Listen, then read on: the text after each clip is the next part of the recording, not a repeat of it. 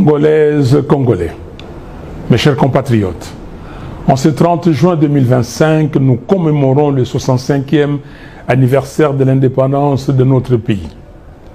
C'est un moment de mémoire, mais aussi de vérité. 65 ans dans la vie d'un homme marque l'âge de la maturité, le temps de transmettre un héritage. Pour une nation, cela devrait être celui de la stabilité, de la dignité retrouvée et de la cohésion nationale. Mais force est de constater avec lucidité et humilité que les rêves portés par nos pères fondateurs s'étaient étiolés. Les Congo forts, libres, dignes et prospères qu'ils espéraient peinent à se matérialiser. Pire encore, notre pays est aujourd'hui menacé dans son intégrité même. Plus de 100 localités, y compris des villes majeures comme Goma et Bukavu, sont tombées entre les mains des groupes armés.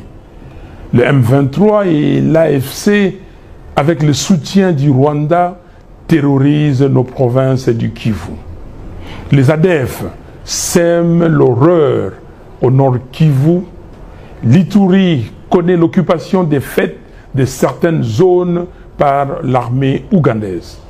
Et dans les Bandundu, aux portes de Kinshasa, la milice Mobondo fait régner la terreur. Ces atteintes à notre souveraineté ont plongé notre pays dans une crise humanitaire d'une ampleur sans précédent. Plus de 25 millions de nos concitoyens ont besoin d'assistance. Plus de 2 millions d'enfants souffrent de malnutrition aiguë.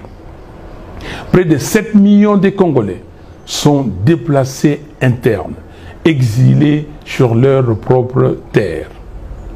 Derrière ces chiffres, il y a des vies, des douleurs, des familles, et nous ne pouvons en conscience détourner le regard.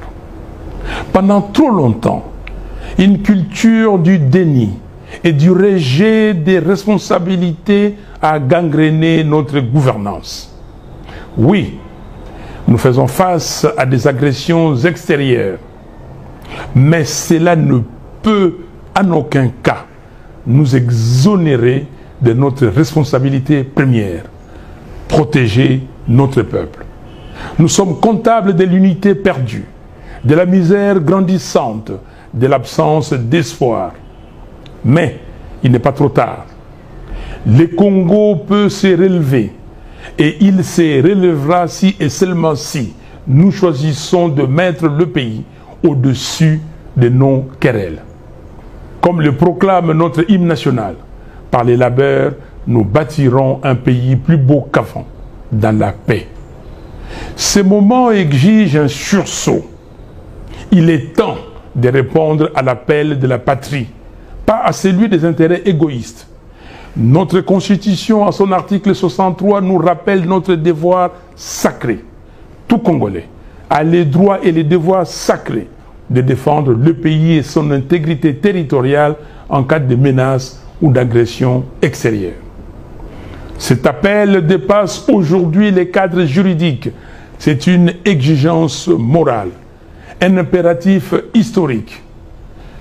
Alors que notre pays vient de signer un accord de paix sous la médiation des États-Unis, nous prenons acte de la dynamique positive qu'il peut enclencher. Cet accord, bien que perfectible, peut représenter une opportunité de faire taire les armes et de créer les conditions d'un apaisement durable. Pour autant, nous devons rester vigilants. Aucune signature ne saurait remplacer la volonté résolue d'un peuple à défendre sa terre, à reconstruire ses institutions et à tenir debout. Nous appelons nos partenaires internationaux à faire respecter la résolution 2773 du Conseil de sécurité des Nations Unies, à régler la question des FDLR qui ne doit pas être indéfiniment imputée au Congo et à nommer les choses avec clarté. L'agression que subit la RDC ne peut être maquillée sous l'expression des mesures de défense. Chers compatriotes, la paix durable naîtra véritablement de notre capacité à mettre en place un état de droit, à renforcer notre armée pour garantir notre intégrité territoriale, à assurer la cohésion nationale et à imposer une gouvernance intègre.